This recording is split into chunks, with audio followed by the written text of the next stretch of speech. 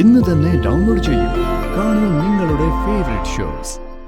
മോളെ, നിനക്കിപ്പോ സുഖം തോന്നുന്നുണ്ടോ?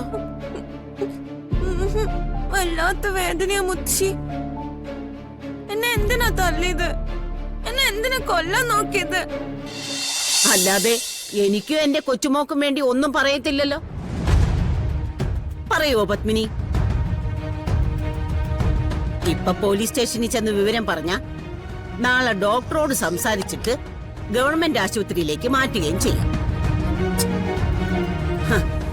ഇങ്ങനെ കിടക്കുന്ന കിടപ്പിൽ അവൾക്ക് എന്തെങ്കിലും പറ്റിപ്പോയാലും അവളെ ഈ രീതിയിലാക്കി ആളുകളെ ശിക്ഷിക്കുമെന്നേ എനിക്ക് ഉറപ്പ് വേണമല്ലോ.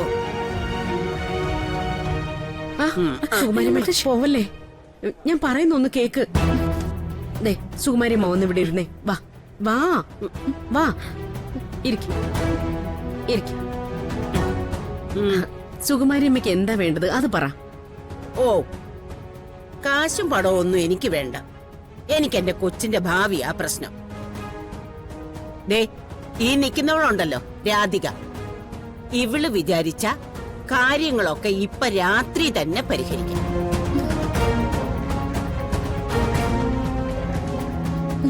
ഞാനെന്താ ചെയ്യേണ്ടത്? മുത്തശ്ശി പറഞ്ഞോളൂ. നീയേ വരുണിന്റെ ജീവിതത്തിൽ നിന്ന് ഒഴിഞ്ഞു പോണം.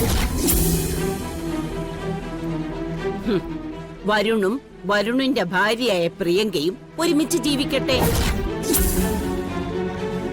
അതെങ്ങനെയാ സുകുമാരിയമ്മേ? അത് നടക്കില്ല. നടക്കില്ല എന്ന് പറയുന്നതേ ഉറപ്പാണോ? വരുണിന്റെ അധികം തമ്മിലുള്ള ബന്ധം ഞാൻ പറയാതെ സുകുമാരിയമ്മയ്ക്ക് അറിയാവുന്നതല്ലേ? എന്റെ കൊച്ചുമോള് വീട്ടിൽ നിന്ന് പോയപ്പോ എല്ലാവരും കൂടി ഉണ്ടാക്കിയെടുത്ത ബന്ധമല്ലേ. എന്നെ ഭ്രാന്തി എന്ന് പറഞ്ഞ് കൊണ്ടുപോയി ഒരു മുറിയിലിട്ട് പൂട്ടിയിട്ട് നടത്തിയ താലികെട്ട്. അതെ, നിയമപ്രകാരം നിലനിൽക്കുന്നതല്ല. എനിക്കതിലൊട്ട് വിശ്വാസവുമില്ല. സംഗതി ഇവളെ പറഞ്ഞു വിടുമ്പോ ചെറിയൊരു വിഷമം ഉണ്ടാകും. പക്ഷേ പരമേശ്വരനും പത്മിനിയും കൂടി മനസ്സറിഞ്ഞു എന്ന് പറഞ്ഞ ഇവളിറങ്ങും. ഇല്ലേടി കൊച്ചേ? ഈ ഒരു ആവശ്യം അല്ലാതെ എനിക്ക് വേറെ ഒന്നുമില്ല. ഇത് ഇപ്പൊ പത്മിനി സമ്മതിച്ച ഇതോടെ നമ്മുടെ പ്രശ്നം ഇവിടെ തീർന്നു.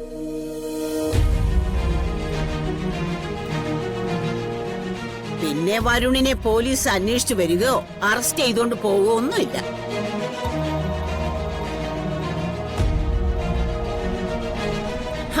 അപ്പൊ നടക്കില്ല. നിങ്ങൾക്ക് നിങ്ങളുടെ വഴി, എനിക്ക് എന്റെ വഴി. അയ്യോ സുകുമാരിയമ്മേ, ഞാൻ പറയുന്ന ഒന്ന് കേക്ക്. എനിക്ക് ഈ ഒരു ആവശ്യമേ ഉള്ളൂ.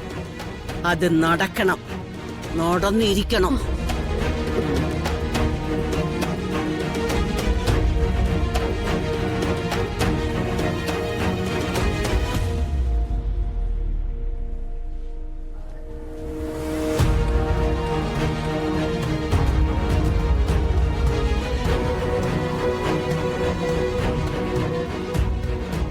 അമ്മ, മുത്തശ്ശി പോലീസ് സ്റ്റേഷനിൽ പോയ കാര്യങ്ങളൊക്കെ കുഴയും.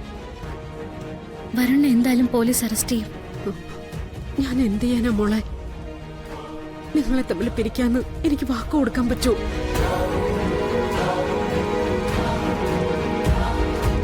അകത്ത് കിടക്കുന്ന പ്രിയങ്കയ്ക്ക് എന്തെങ്കിലും സംഭവിച്ചു പോയാ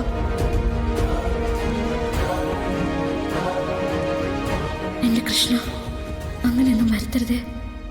എത്രയും പെട്ടെന്ന് പ്രിയങ്ക കണ്ണു തുറക്കണേ.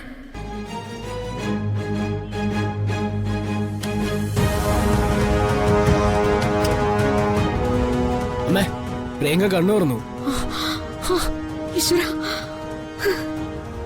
അമ്മ വരൂ, പ്രിയങ്കയെ കാണാം. മുത്തശ്ശി വന്നോളൂ.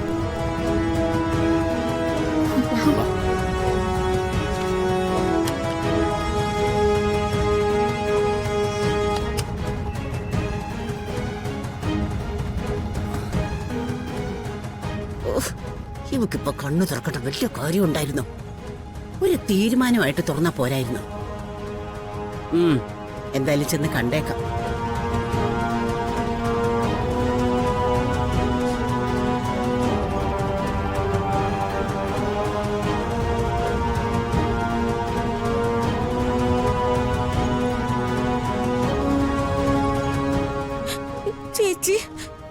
ഭർത്താവ് എന്നെ തല്ലിയത് ചേച്ചി കണ്ടില്ലേ?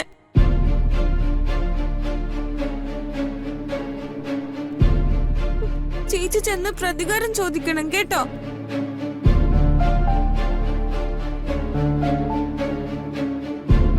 മോളെ, നിനക്കിപ്പോ സുഖം തോന്നുന്നുണ്ടോ? വല്ലാത്ത വേദനയാ മുത്തശ്ശി. എന്നെ എന്തിനാ തല്ലിയത്? എന്നെ എന്തിനാ കൊല്ലാൻ നോക്കിയത്?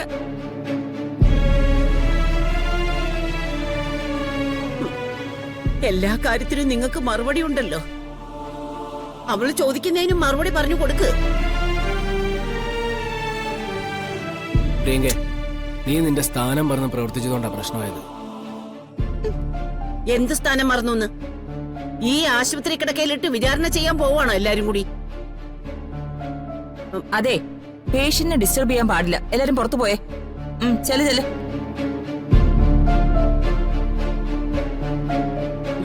സിസ്റ്ററെ, ഞാൻ ഒരു കാര്യം പറഞ്ഞോട്ടെ? വേഗം വേണം.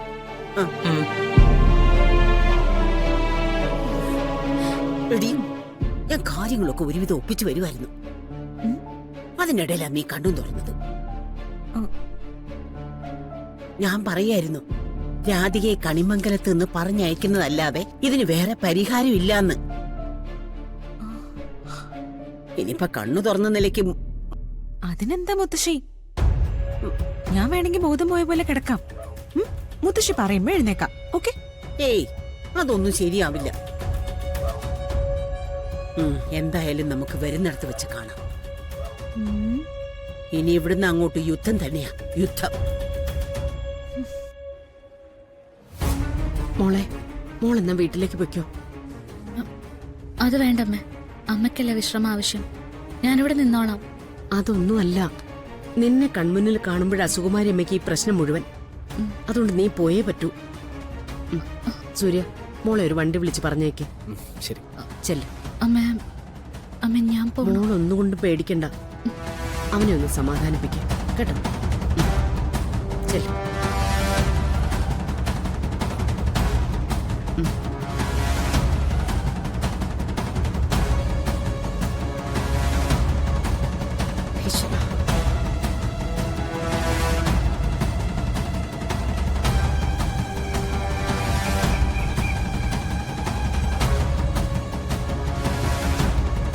അമ്മേ, അമ്മേ,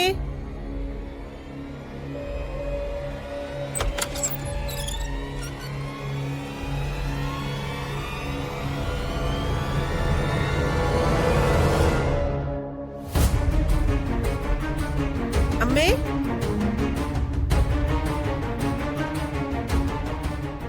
അമ്മേ, അമ്മേ, പോയി അമ്മേ, അമ്മേ, അമ്മേ. എന്താടോ? അമ്മ മുറിയിലില്ല ദേവേട്ട. പുറത്തെങ്ങനെ ഇറങ്ങുന്ന കണ്ടോ? ഇല്ല, ഞാനിവിടെ തന്നെ ഇരിക്കായിരുന്നില്ലേ. ദൈവമേ, ഇതെന്താ ഇങ്ങനെയൊക്കെ കാണിക്കുന്നേ? എങ്ങോട്ടെങ്കിലും പോവുകയാണെങ്കിൽ ഒന്ന് പറഞ്ഞാൽ എന്താ?